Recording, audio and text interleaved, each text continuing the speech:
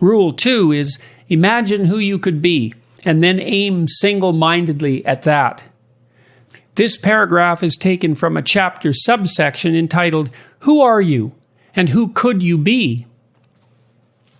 An unforgettable story captures the essence of humanity and distills, communicates, and clarifies it, bringing what we are and what we should be into focus. It speaks to us, motivating the attention that inspires imitation. We learn to see and act in the manner of the heroes of the stories that captivate us. These stories call to capacities that lie deep within our nature, but might still never develop without that call. We are dormant adventurers, lovers, leaders, artists, and rebels, but need to discover that we are all those things by seeing the reflection of such patterns in dramatic and literary form. That is part of being a creature that is part nature and part culture. An unforgettable story advances our capacity to understand our behavior beyond habit and expectation toward an imaginative and then verbalized understanding.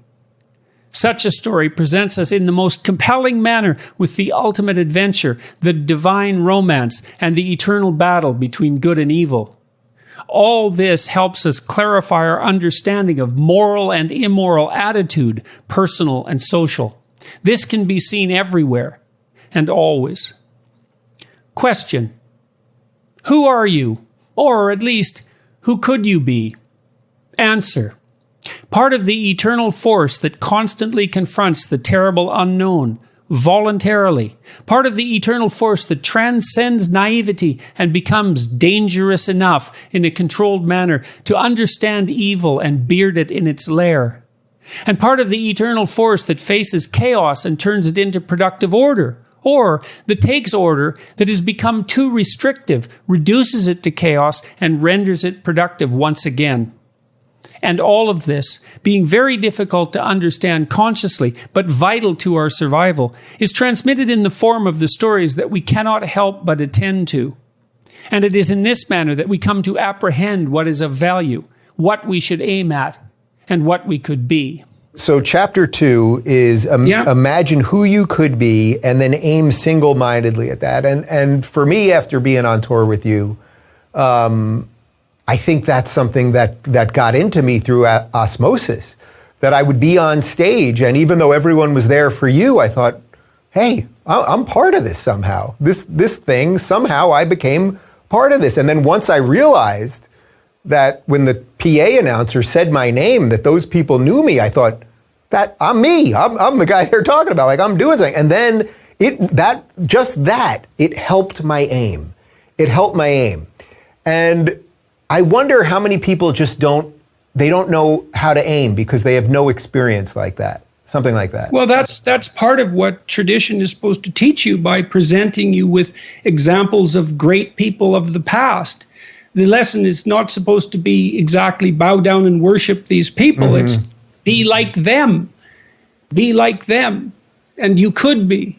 And I mean, that's really the goal of the humanities. When it's the humanities, if that's the goal, then students will study the humanities. As soon as that ceases to be the goal, then there's nothing of value there. I mean, great literature tells you the great story of good and evil, always. It's good and evil against a background of chaos and order, always. And the evil characters are there to be bad examples, and the good characters are there to be good examples, or you see the interplay of those forces within a single person. And it's a reminder of who you could be. And you can find out who you should be. It's actually this is something quite mysterious, I believe. And part of the proof, let's say, that we exist in a world of value. Your conscience tells you who you should be. Now, that doesn't mean that necessarily that it's infallible, but people wrestle with their conscience. You know, there isn't anyone, I've never met anyone who is, narcissists accepted, let's say. Yeah. People are generally tormented by their conscience. And the reason for that is that they're deviating from the path that is their destiny. I mean, and if you don't think that, well, then what do you think? What do you think that conscience is? I mean, I've asked my classes repeatedly, do you have a little voice in your head that tells you when you've done something wrong or you're about to, or a feeling? And they all immediately agree with that. No one finds that a foreign concept. And so if you don't know who you are, your conscience will remind you when you're not, or sorry, if you don't know who you could be, your conscience will remind you when you deviate. And then you can start to attend to that. Think, well, look, I'm actually ashamed when I do this. I should stop. Unless I want to be ashamed all the time, it looks like I should stop. And then maybe you stop doing that, and then your conscience objects to something else, and maybe you stop doing that. And as that happens, you start to develop a vision of who you could be. And the chapter indicates it looks at symbolic representations. It's an examination of a certain symbolic representation of the ideal.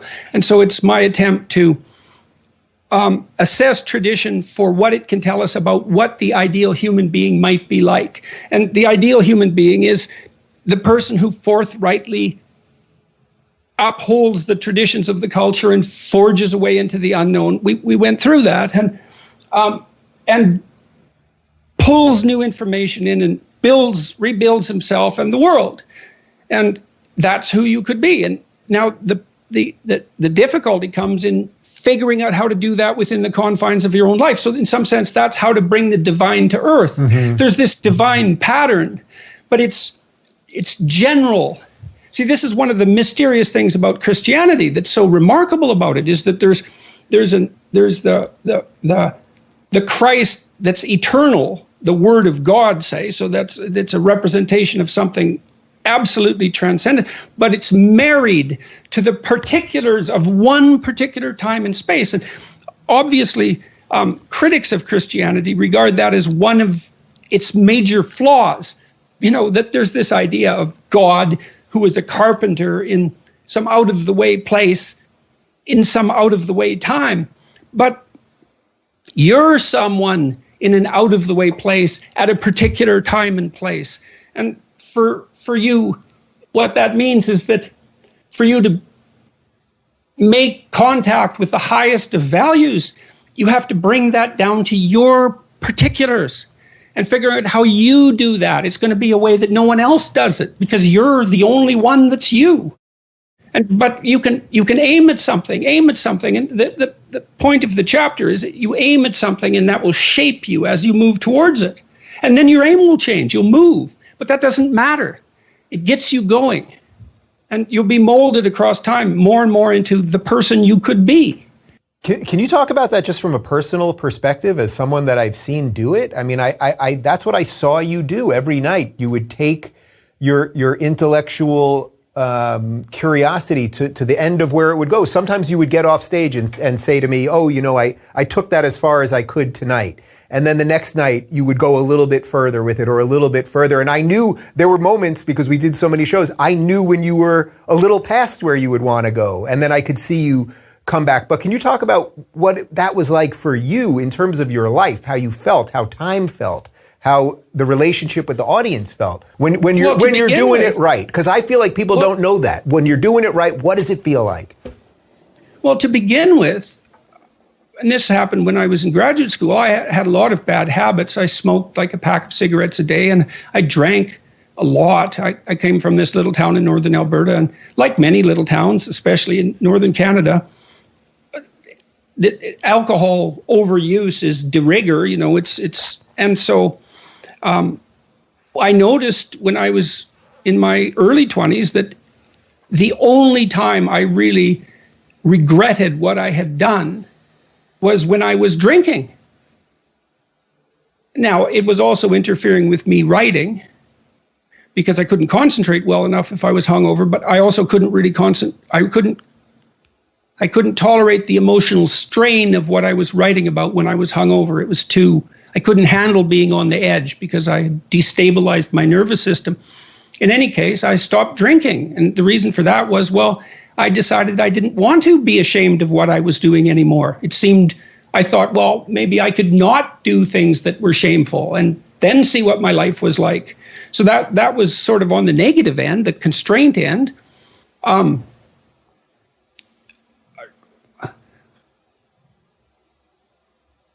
I think people get, on the more positive end, people get deeply involved in what they're doing if they're in the right place in the right time. So that I would say you can tell, this is the idea of heaven on earth to some degree. When time stops, when you're not aware of the duration of time, when you're so engaged with what you're doing that you're not aware of the duration of time, then you've got the forces of chaos and order balanced properly. You're not stultified and bored. That's an excess of order. Everything's too predictable. You're not overwhelmed. You're dealing with, it's like you're playing tennis at the peak of your game. That's partly what people experience when they're great athletes, when they play. The zone, yeah. And they're always stretching themselves to their limit. You can tell that if you watch a gymnast, for example, who has a brilliant performance. They've stretched themselves beyond their domain of competence during the performance. And that's what makes everybody leap to their feet. That's the incarnation given embodiment right there in front of you for some moments. And everyone cheers that on. Do you think it's weird how it becomes a fleeting moment in a way? Like, I know what you're saying is true. When I'm doing what I'm supposed to be doing and I'm on my game and my thoughts are right and straight, time just moves. And then I go, whoa, a month passed, and I was good that whole time, and I did right that whole time, and I was happier, and my relationship with David or whoever else is better in that time. But that it becomes fleeting, in that suddenly you could have a great month, and then suddenly something happens, chaos returns. Like it's that we almost forget that moment. You can't hold it.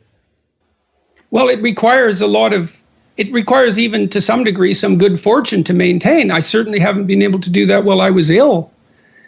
And time, one of the consequences of my illness, whatever it was or is, was time dilation. Like days lasted weeks. It seemed like minutes lasted hours. And I mean that literally. And that was terrible. The weight of time. It's the weight of brute mortality. It's the weight of self-consciousness. And you escape that immersed properly. So, and that second chapter is a pretty practical chapter. It's like, well, if you're not who you want to be, then think about how you could be better. Take a chance, aim at that, work at it, and see what happens. So that's a disciplinary routine, I would say. Yeah, and it takes you out of your current order. One of the sections of your book that I really loved, it was chapter 2, where you get into alchemy and you get into a discussion of. It was one of the richest chapters for me. Helen Lewis said I sounded like a stoned undergraduate. I must like stoned undergraduates. It was so interesting, because this is she wrote this review in The Atlantic, and I was talking about. Sorry, I'll let you get back to this right away. But sure. She was talking about. I commented on this the Snitch in Harry Potter, because I found that it's a very old symbol. That's a really old symbol. It shocked me to death that she used it. I couldn't believe she used it because it's really obscure, this symbol. And so I talk about it in the book. And that's what she dismissed as the ravings of a stoned undergraduate. But then I thought, well, look, Rowling is richer than the Queen. She came from nothing. She produced this empire. It's an absolute empire. Books that were 600 pages long that she could read to children in stadiums. A whole string of movies that dominated the entertainment landscape for like 6 years. It was a global cultural phenomenon. It's like, well, don't you think that's worth looking into? That's what makes you a stoned undergraduate? Or are you so clueless that you can't see that when something like that happens, there's a mystery? It's why in the world would the story of a magical orphan become a multi-billion-dollar, decades-long global cultural phenomenon? Well, if you're interested in culture, if you're interested in anything besides narrow politics, you'd think that would be worthy of investigation. It's not easy to see these things sometimes for the mystery that they are. No doubt. So, and I think it's what you say about stories. Stories can be true stories. The story of Harry Potter and the Snitch is a true story because it's in resonance with a real idea, something that's in the collective consciousness, something that's in our primordial psyche in a way. And so when we hear it otherwise portrayed, it wouldn't be collective. Exactly. We wouldn't all enjoy it. And look, we can go to those movies. We suspend disbelief willingly, instantly, and we get immersed in the story. That's magic. That's magic. What's going on? It's worthy of investigation. Yeah. So anyways, I sort of sidetracked that. Well, that's actually exactly where I was going. So I'm going to read this section, and you're talking about the snitch as the alchemical symbol of the round chaos. And you say this: the seeker is the person who is playing the game that everyone else is playing, and who is a disciplined expert at that game, but who is also playing an additional higher order game, the pursuit of what is of primary significance. The snitch, like the round chaos, can therefore be considered the container of that primary significance. So for those of us who don't know the Harry Potter movie, there's a game called Quidditch, and it's basically like lacrosse, and you try to get the ball in the goal, but there's a seeker who actually is seeking this magical golden orb, which has alchemical kind of roots in the round chaos. And if they seek that, the game is over, and it's been given that, additional, as you say, primary significance. And this concept was really, really interesting to me to have it unpacked, because I watched some Harry Potter and I saw it and I saw the game. That, of course, didn't occur to me. It was just like, oh, this is the rules to this game. But then I realized in my own life, there's the game that I'm playing. Oh, I'm running on it and I'm doing these things. But what is my snitch? What is my round chaos? What is that ultimate higher order potential that I'm seeking? And so my question was, have you thought about for you? Because we can obviously see the game being played as far as the normal Quidditch game. But for you personally, what is your snitch? What is your round chaos that you're seeking, the game within the game that you're playing at large? Well, what's always attracted my attention predominantly. So let me unpack some things here. Is sure. That some of the interpretation of that symbol, a lot of it came from my reading of Jung, because he's the only person that I've ever read who seems to know about such things, even knows that they exist. By now, you've probably heard all about cryptocurrencies like Bitcoin. You might even already be investing in them. But did you know that you could invest in crypto through your retirement account?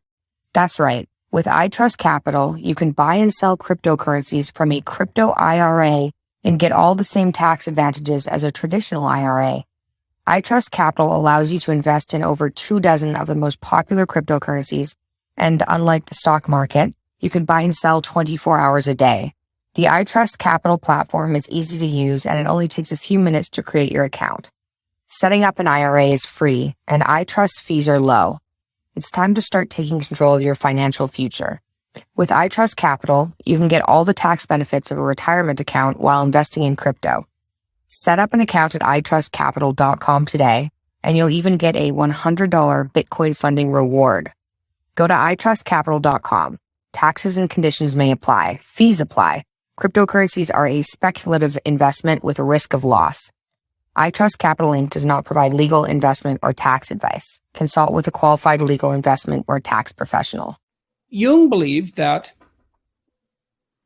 your interest, which is a relatively involuntary phenomenon, right? You get interested in things, but you can't make yourself interested in something. The interest grabs you and grasps your attention.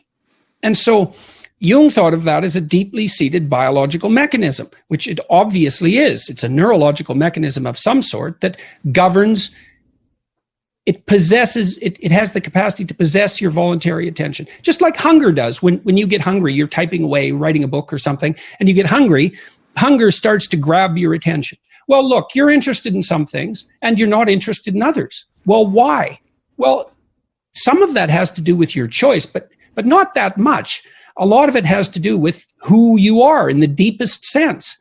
And Jung believed that you were likely to become interested in things that furthered your development, furthered your psychological development, made you more and more competent. So, for example, you might get interested, you might really come to admire someone, and so what they do grabs your interest. And that happens with children quite a lot, and they get interested in kids who are slightly ahead of them in the developmental curve, and then they mimic them. And so the interest is something that grabs you to move you forward on the developmental curve. And so it's the manifestation of your potential higher self in the present. And Jung described that as the self. The self was, in his view, the totality of your being. It's not definable. It includes you in the future. And you are, in some sense, something that's coming to be into the future. Hopefully to be more than you are, although, not always, because we also degenerate. In any case, your interest pulls you along on a particular developmental pathway. I've always been gripped, in some sense, by things that are very, very dark. And most of what's by pathology of one sort or another, which is, of course, partly why I'm a clinical psychologist, but I wanted to remediate it. I wanted to help, but it was the compulsion to investigate the darkest of darkness. And whether that's been good for me or not, well, that's a different question. I suppose it has been extremely good in some ways, and it's been complicated. We could certainly say that. But then more, I wanted to figure out what would protect us from that darkness.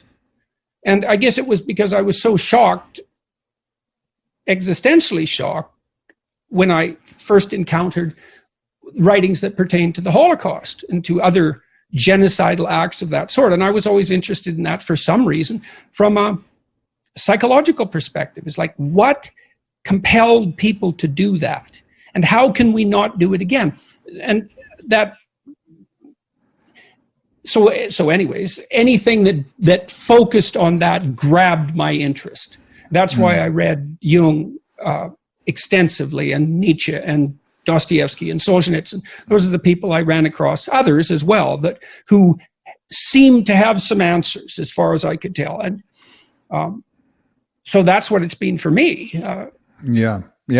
I don't know why. It might be my proclivity towards depression. I really have no idea. I'm a creative person by temperament, and I also have this depressive illness. Maybe it's the consequence of those two. I don't know. Who knows, right? Who knows what pulls you forward? The ancients would typically externalize these forces, when they couldn't understand it. And you talk about that with the god Mercury. The god Mercury was the one that drew you to these different things. But he's got wings and he flitters, and that's what your attention does. It pulls.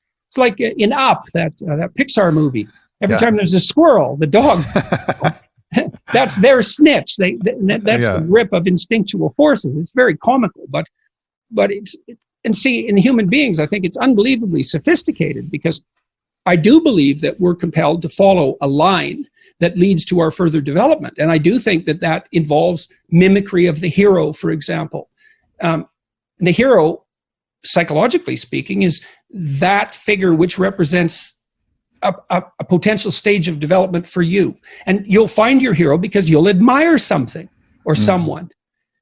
And why is that? Well, I gave you the best explanation for that I can. That's the future you, in some sense, manifesting itself in the present, saying, here's where you could go. Yeah. And that's the instinct for growth. Another aspect that they externalized was the idea of the Daemon, which is almost like the mercurial impulse that's taken and stretched out for a long time. It's something that's continually drawing you towards some potential realization of what you're capable of. And they put that again in this kind of demigod landscape. But of course, that was just their way of understanding things. Well, but it also makes a tremendous amount of sense. Like, sure. to make rage a god like Mars. Well, yes. Why? Well, it's immortal. I mean, rage will be here long after you're gone. You're definitely its pawn at times. It's not obvious who's in control when you're enraged. Yeah.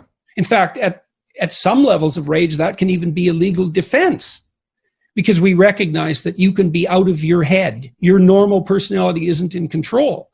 And really powerful motivational forces have that transcendent reality. It's not, rage is older than human beings. It's really, really old. And it can have you in its grip. Sexual impulses the same way. Hunger. All of these things are unbelievably powerful forces. And they don't just operate on the primordial level, as far as I'm concerned. There are sophisticated gods of motivation, and we are possessed by them when we do such things as go to movies. We don't notice as what the hell are we doing watching this movie? Why are we entertained by it? Why does it grip our interest? We don't know. We don't even question it. It's like, well, it's entertaining. It's fun. It's interesting. If it's interesting, you don't have to justify it. Then you think, right? Well, that's interesting in and of itself. If it's interesting, you don't justify it. And then someone can tap you on the head and say, look what you're doing. And you think, oh yeah, that's kind of odd that I'm doing that. What the hell am I doing standing in line for 3 days to see Star Wars when I'm an atheistic engineer? Right. What's going on here? Oh, look at that. It's a religious impulse. Yeah. And I don't have a religion. And so this is filling the gap. And that's why I go to Star Wars conventions. And I'm possessed by something that I haven't pursued. Mm. One of the things that you wrote was really powerful for me to read, because to me, I think it described my snitch, my round chaos, that thing that I'm seeking underneath the games that I'm playing. And so I'm going to read this little snippet here. Who could you be? You could be all that a man or woman might be. You could be the newest avatar in your own unique manner of the great ancestral heroes of the past. What is the upper limit to that? We do not know. Our religious structures hint at it. How would someone who determined to take full responsibility for the tragedy and malevolence of the world manifest itself? The ultimate question of man is not who we are, but who we could be.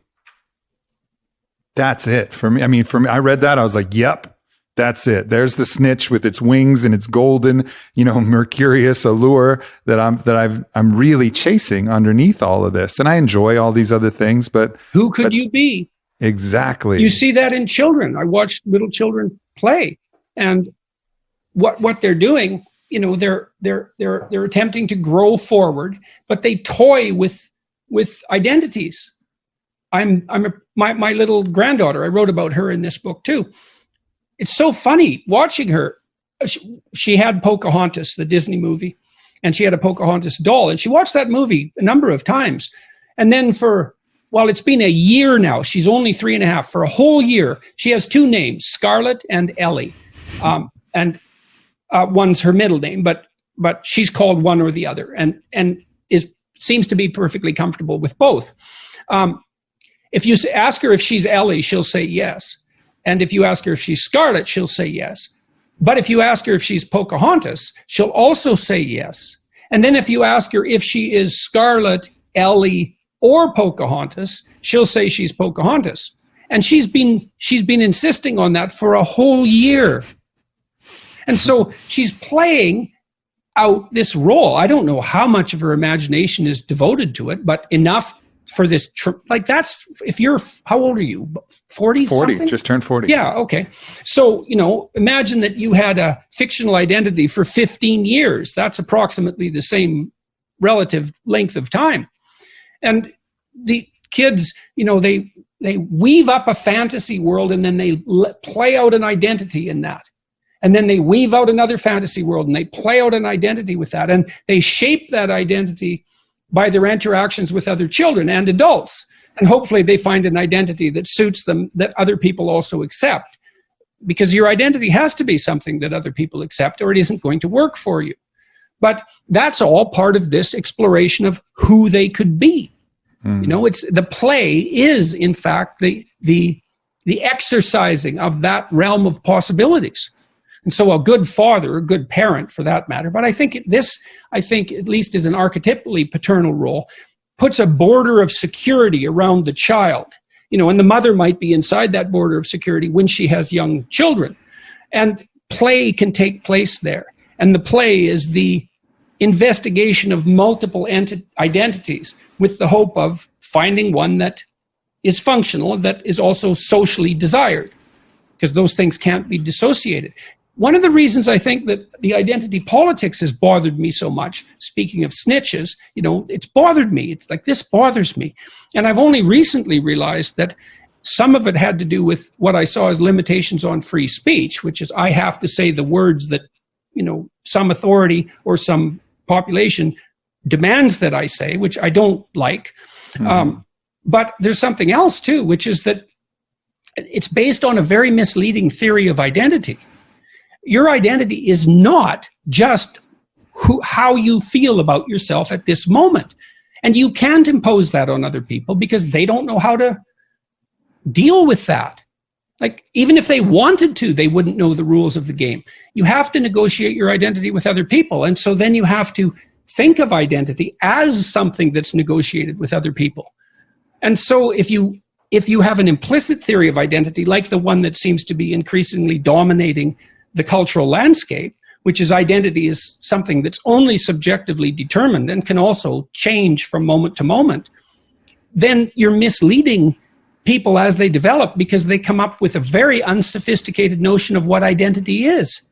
And that's not good because that's core. And like part of your identity is your value to other people. That's a huge part of it. And that's not subjective. That's other people make that decision. Yeah. So, and you talk about that in, I think it's chapter 3, where you say that's one of the ways we keep our sanity is talking to other people and the interaction with our community and all of these other things that isolate us more and more to a single subjective perspective is going to lead to a certain madness. It is definitely, exactly. Well, I tried to impress upon some of the trans activists that were after me when I first made some public statements. I said, look, I didn't say it this eloquently, unfortunately. I said, what I would have liked to have said now, at least, was it isn't obvious to me at all that your theory of identity is going to serve the function that you assume it is. It's not psychologically sophisticated enough. It's not sociologically sophisticated enough. You can't insist that other people play a game that they don't know how to play, especially when you also don't know how to play it, except to say that it exists. So, and this sanity issue is, a lot of us is externalized because we're such social creatures. And everyone has weaknesses. You're going to degenerate along your weakest axis.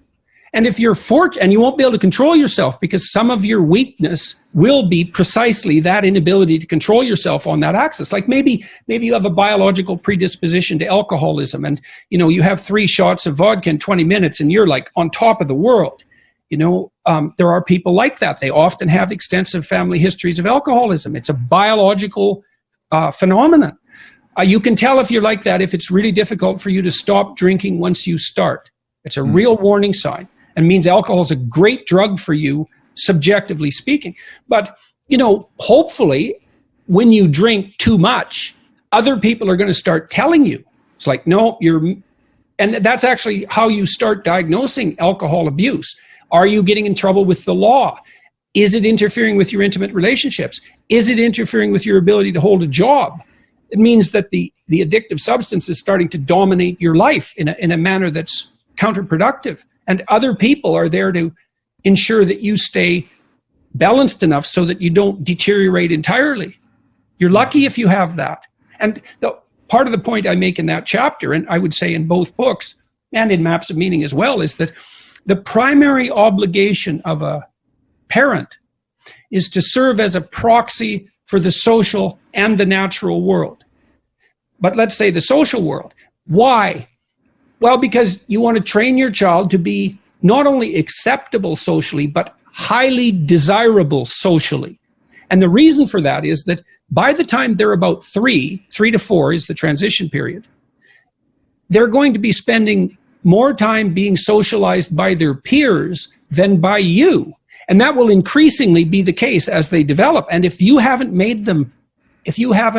encouraged them through judicious attention to be socially desirable, they're going to be rejected by their peers. And then they fall farther and farther behind on the developmental trajectory. Jordan, you asked the Times person in the full-length article or full-length recording, which I listened to, you said, hey, don't focus on my illness in this. Focus on why people resonate with my message, which she, of course, did not. But that leaves... No one does. Oh, it leaves me an opening. I'm going to take it right now.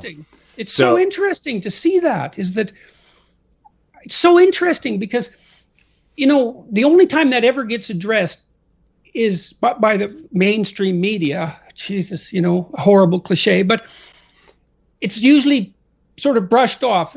And it's usually, well, he seems to be attractive towards young men who are troubled. Well, first of all, that's not so bad, is it? I mean, hypothetically, the most ardent feminist is primarily concerned with helping the troubled young man not be so troubled. But it's brushed off in a cynical sort of way. And the cynicism is also disbelief that could possibly be serious. A serious enterprise. Well, I think it's a serious enterprise. Why do you think they resonate with you? I think it's because who knows the final answer to anything, but I took what I learned about what happened in the Second World War seriously. It's like, wow, we can be really bad. We should do something about that. Like, that was unacceptable. Well, was it or not? Well, how unacceptable? Was it change your life unacceptable? Better be, if you want it not to happen again. And it's not like the next time it happens will make the previous time look like a picnic. We're way more powerful than we were. And we're getting to the point, this is something Jung talked about, especially near the end of his life. We're getting so powerful that each individual is now a force of almost unimaginable destructive power if they so choose to be. And that power is going to continue to increase. And what that means is that the degree to which each of us has our act together is going to be something upon which the world increasingly depends for its maintenance. I'm going to add something to why I think people resonate with you so much. In the book, you encourage people to think from an evolutionary perspective, which I think is incredibly important. And I think what you offer people is, one, we all struggle with our own internal demons, and you allow people to see how that's a heroic endeavor, maybe the ultimate heroic endeavor, to conquer that inside of yourself. And then going back to the beginning of identity being a function of behavior, by helping people begin to identify as the hero, engaging in relatively straightforward behaviors like cleaning your room, or like in the new book, making an area beautiful, refusing to give into resentment, aim at one thing, which was one of my favorite parts of the book, and see how extraordinarily good you can get at that. Like when I think about that's a good thing, is you got to aim at something. It's like, otherwise your life is meaningless. Well, what should you aim at? Well, I don't know. Well, pick something. Aim at it. As you move toward it, you'll get wiser. Then maybe your aim will change. That's okay. But at least it'll change in an informed way. It's like discipline yourself in one dimension. See what happens. Well, that's exciting.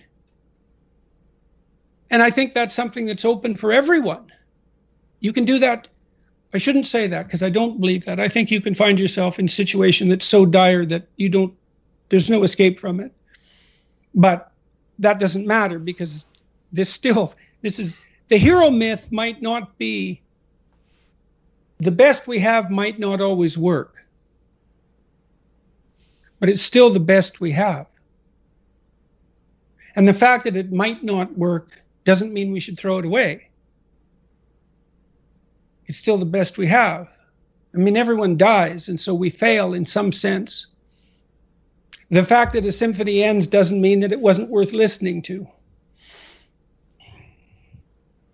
Yeah. When you put that in an evolutionary context and you acknowledge that people are compelled by biology to strive, they're compelled by biology to progress, they're compelled by biology to be courageous, that they will be rewarded for being courageous neurochemically. They will be punished for being a coward neurochemically.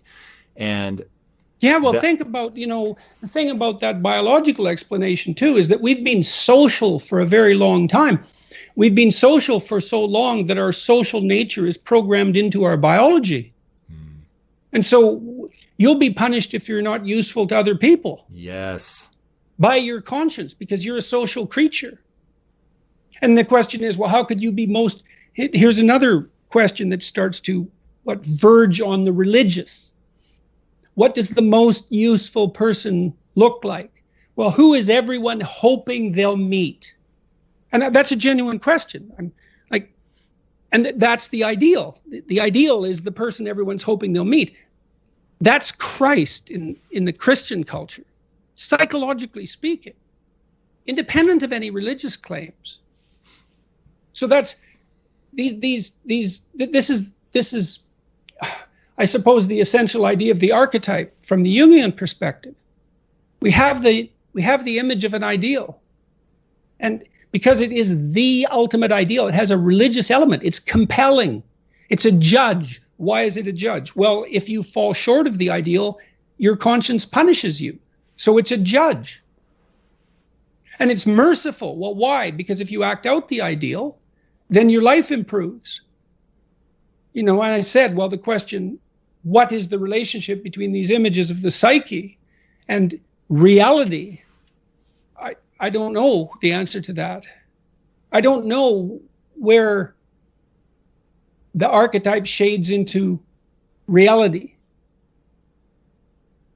It depends to some degree on how you define reality. And, this is, people don't like that statement. But when you're asking questions that are deep enough, you start to have to ask, what do you mean by true, for example? What do you mean by real? Because the questions you ask get so deep that they're of the same kind as the question, what is real or what is true? Think of it this way, reality is what we adapt to by definition. That's reasonable. If you're a Darwinian, you have to say that's actually as far as you can go. Reality is that which shapes us. You can't get a better handle on reality than that. Well, when you make a picture of objective reality, it's not the same as that. It's a different picture. And it's not obvious which one should play trump. Now, the hero myth, as far as I can tell, is an evolutionary artifact.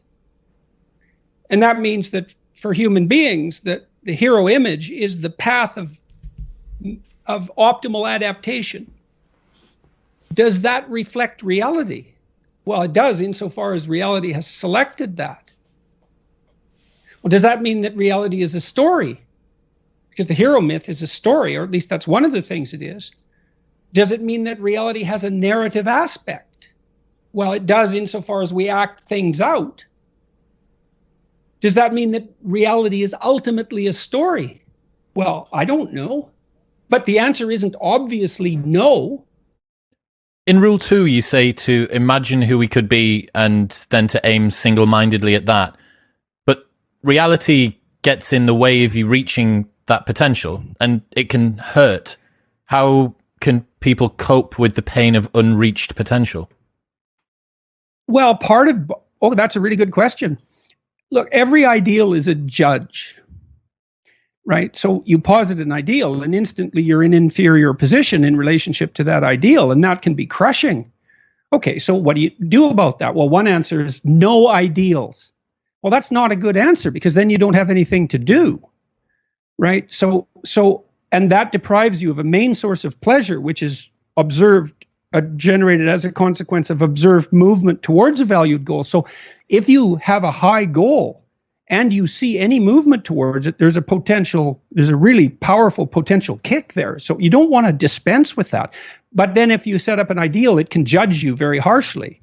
So then you have to rearrange your reward philosophy. And instead of punishing yourself as a consequence of perceived distance, you reward yourself for incremental movement forward.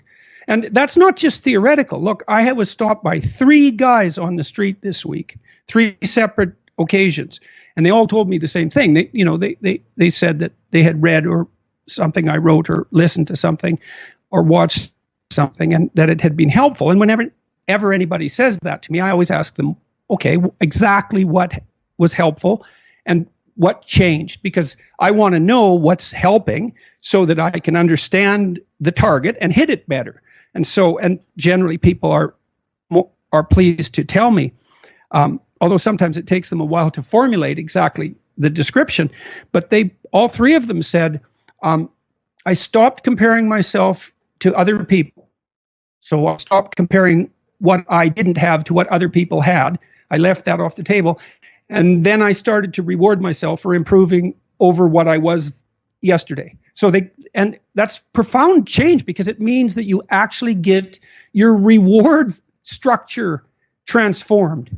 And that's a big deal, because that's your source of positive emotion and enthusiasm, encouragement, all of that. So now you can start to encourage yourself for genuine improvement. And it's also pragmatically extremely intelligent, because incremental improvement repeated is virtually unstoppable. And that's like the hallmark of behavioral therapy, that idea. Because what a behavior therapist does is you come and you say to me, things aren't the way I want them to be. And then I say, well, how would you like them to be? And how are they not that? So we lay out the problem, the territory. And then the next thing we do is lay out a trajectory, which is, okay, well, here's something. You're lonesome. You don't have a partner.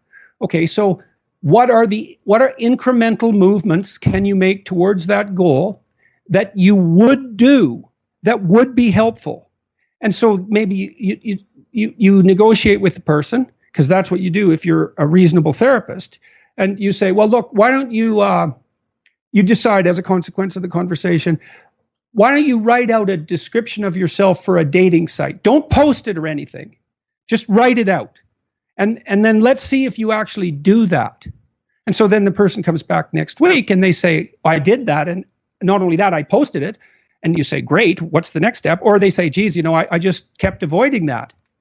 And then you say, okay, well, we need to break that down. You avoided it. Well, could you write one sentence about who you are right now while you're sitting here? And sometimes they can do that right away, or sometimes they can't. And then you make a microanalysis of that. And what you do is you reduce the magnitude of the move forward until you hit the point where you actually will do it. And that's like the secret to good negotiation as well. If you're negotiating with your wife, maybe you want one of her behaviors to change. And then obviously she has to be on board with that. And hypothetically, that's going to be a reciprocal process. But what you want to do is find a small improvement that is measurable, that's implementable, that will be implemented, that you can then reward. And that's how you can have your ideal. You can have whatever ideal you want as long as you're willing to reduce your movement forward to achievable increments. But that's okay, because they compound. So, and I really learned this as a therapist. It was one of the things that was so fun about being a therapist is you can take someone through this process and start them on just the tiniest goal. And it just seems trivial. But they'll do it, and then they start moving faster and faster after that point, once the direction has been established. And people make incredible improvement over, not unreasonable spans of time. A few months, maybe a few years, but which is not nothing, but it's not decades. I saw that time and time again. So aim high, but reward yourself for small incremental improvements, especially ones that repeat every day. Imagine who you could be and then aim single-mindedly at that. That was a tricky one to have you do, because the chapter is an analysis of an old alchemical drawing. And so you had to be constrained in the recreation of that, because it had to duplicate all the elements of the original drawing, or my chapter wouldn't have made any sense. So, which made it easier for me. Being constrained is easy. I knew exactly what's supposed to be there. Yes, well, people with an artistic temperament, or maybe people with a wannabe artistic temperament, often rail against constraint, but you want a lot of constraint, generally speaking. Otherwise, you drown in choice. Mm-hmm. And that's a big problem. So this chapter describes this picture as a story that proceeds from the bottom up. You can take it in at a glance, but it also proceeds from the bottom up. And it's the emergence of personality, well-developed personality from from nothing in some sense, or from potential. That's another way of thinking about it. And it's an unbelievably sophisticated image, and which is why it takes me a chapter to unwrap some of it. So, what was the experience for you of working on this image? I figured I was looking for one of the paintings to make inverted, as opposed to black figures on white background, which is usually the case. I've done it inverted, and I loved it. I loved how it's black, as opposed to every original I saw on the internet. That makes it very magical. There are the dragon there. So the way the picture works, just as a hint, is that, well, the bottom sphere in some sense represents that which attracts your interest, and then that can transform itself into that which you're afraid of. So you might have an ambition, for example, to pursue something you're interested in, but then that turns into a dragon because you're afraid of pursuing it. But if you do confront it, then that turns into you. That helps you develop your personality. That's that image in a thumbnail. There's much more to it than that, of course. I love it.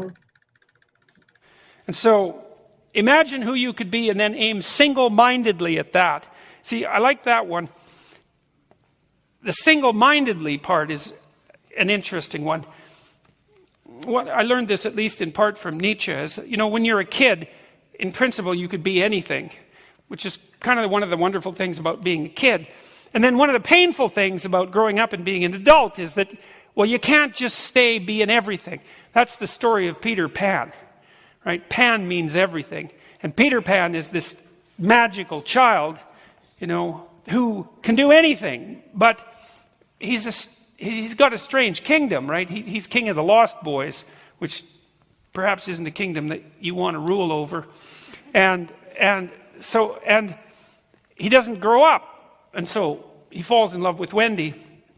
And Wendy grows up and she has a family. She gets old. She stops being a child. But she has a family. She has a husband and she has a family. She has a life. And Peter Pan just stays in Neverland, which is also a hint on the part of the reader. And he stays magical and contents himself with Tinkerbell, who I always think of her as the porn fairy. And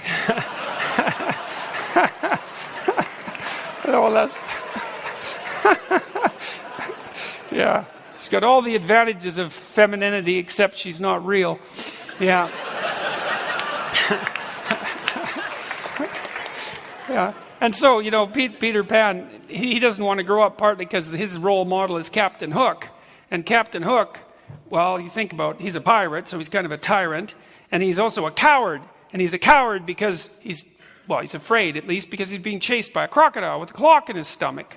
You think, what the hell does that mean? He's being chased by a crocodile. What does that mean? It's like, well, and it's already got a piece of him, right? It's bitten off his hand. It liked the taste. Well, it's time. That's why the clock is there, It's time. And the crocodile is the terrible force that lies underneath everything, that waits to pull you down, like it's mortality itself, and the threat of mortality. And the reason that Captain Hook is a tyrant is because he's afraid of death. And so that makes him a tyrant and a cowardly tyrant. And Peter Pan looks at the cowardly tyrant and he thinks, well, I don't want to grow up to be that. And it's like, well, fair enough, but what are you going to do? Not grow up? Well, then you stay king of the Lost Boys and you have Tinkerbell and life goes on, and that's not a good outcome. And so, you have to make a sacrifice when you grow up. You have to become something. And to become something means to not become a whole bunch of other things. Like it's a sacrifice. It's the same sacrifice that you undertake when you decide to get married. It's like, well, you forego everyone else to have one person. And it's a real sacrifice, and it's a sacrifice that preys on people's minds because they think, well, maybe I could have picked someone better. It's like, because you always suffer from the delusion that someone better would have agreed to have you. And well, it's funny. I just read this great article. I tweeted it a couple of nights ago. I read this great article about how people select potential mates on dating sites, and they people generally go for those who are about 25% more attractive than they are. So, which is, ambitious and pointless.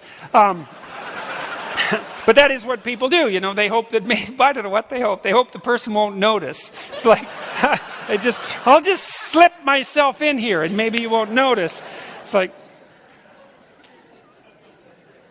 well, so there's a sacrifice, but the thing about the sacrifice is that you end up with something rather than nothing at all. And I've seen lots of people in my clinical practice, who didn't grow up when they should have, and who are 30 which isn't too bad, although it's not that good. But 40, they're still drifting. They still haven't catalyzed an identity of any sort. And that starts to get ugly, 30 starts to get ugly around 30. If you're 23 or 24 and you haven't catalyzed an identity, it's okay. People think, well, you're mostly Peter Pan. You're full of potential, man. We'll gamble on the potential, and take a chance at you. But then if you're 30 and you have the same non-existent resume, people think, well, you just failed. It's not potential. It's just, you're just not there. And if that's the case at 40, that's getting really rough. Like, it's not completely hopeless if you're in that situation at 40, but man, you got a lot of catching up to do. And so how do you get out of that? Well, partly, and this is one of the things you also have to let young people know, is pick something. You don't know what to do. Well, take your best damn shot at it. Don't wait around, man. Make a plan. Aim at something. Move in that direction. Adopt a disciplinary routine of some sort, because that will form you. Now, it limits you too, but it forms you. And then, and the thing about adopting a disciplinary structure, which limits you and which is a sacrifice, is that it also increases the probability that you're going to do something useful over the long run. When I was starting out as a researcher, my area of research was somewhat narrow. I was looking at factors that influenced the inheritability of alcoholism, because alcoholism is heritable to a large degree. And it's partly because the manner in which you respond to a drug of abuse is determined in part by biological factors, and that the variance in those biological factors is biologically determined to a fair degree. So I'll give you an example. I had this friend, his name was Frank Irvin. He was a very cool guy. He looked like Ernest Hemingway, and he had a big beard, and he was a cool character, and he had this ranch in St. Kitts. It was a monkey ranch. I know, a monkey ranch.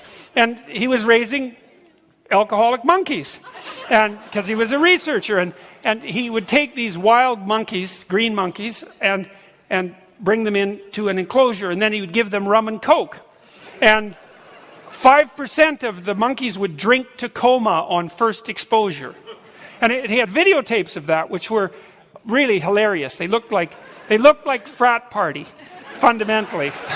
And most of the monkeys would have a few sips and discuss their monkey business in a civilized way, in a corner, and then go home, when it was time to call it a night. But there was 5% of them, and they were like hanging off the trees by their tail in their arms by the end of the evening, and passed out completely. And anyways, one of his discoveries was that in a wild population of primates who were relatively naive to alcohol, that if you exposed a certain proportion of them, 5% of them had no control whatsoever over their drinking. They just drink right to coma. And that's about the same with people who start to experiment with alcohol. So anyways, that's one of the examples that, that there was a biological influence. Anyways, this area of inquiry was somewhat narrower than I had hoped for, I hadn't really planned on studying the psychobiology of response to alcohol. I was interested in drug abuse and drug abuse motivation. I was interested in wider issues. But what was so cool was that the deeper I got into that, so the more I disciplined myself with regards to that particular domain of study, the more I learned about all sorts of other things. It was like going through a keyhole and then out the other side. And most disciplinary processes are like that. And so one of the things you have to do is you take the pluripotentiality of childhood and you discipline that. So that might be a meta rule. Like, you couldn't say, well, here's the disciplinary structure everyone should undertake. That's too specific a rule, you know. Everybody should go into the military. It's like, no, not necessarily. Who knows what your disciplinary strategy should be? But you can make a more abstract rule, which is something like, I don't care what your disciplinary strategy is, but you need to impose one on yourself, and for some reasonable amount of time, because you integrate yourself as a consequence of doing that, as well as making yourself, you know, vaguely socially useful and appropriate, which is also a non-trivial thing. And then once you have yourself disciplined, then you can take that disciplined self and you can start expanding it outward again. And so that's a really useful thing to know. So this is Nietzsche, who is a great critic of Christianity, was an admirer of Catholicism, interestingly enough, because one of the things he believed was that the attempt over several thousands of years to force every phenomenon into a framework that could be explained by the axioms of Catholic belief disciplined the European mind. It made it capable of producing rigorous and coherent theories, independent of whether the theory was correct. That wasn't the issue. It was like, well, once you learn how to write, you can write SAA, but you could also write SAB. If you don't know how to write, you can't write either. And then maybe you learn to write by writing SAA, but then you can write SAB and C. And the same issue applies here, is once you get yourself disciplined, then you can take the disciplined self and you can go do a bunch of different things with it. And so maybe it doesn't matter how you discipline yourself, but it really matters that you do. And so that's an important thing, I think. I think it's an important thing for everyone to know, but I think it's really an important thing for young people to know. It's like, well, I don't know what to do with myself. Well, don't sit around and get old. That's a bad idea. And spin around doing nothing. It's like, pick something. Make a mistake, right? Pick something that you're not sure about and go and pursue it. You get a quarter of the way there, halfway there, you're a lot smarter because you've had to undertake a fair bit of learning just to get that far. Maybe at that point you find out it's not for you and you decide to make a left-hand turn, you know, you make a 90-degree turn somewhere else. At least you've fleshed yourself out in the pursuit of the discipline. And don't wait around. You know, and I think that's what that chapter's about. And so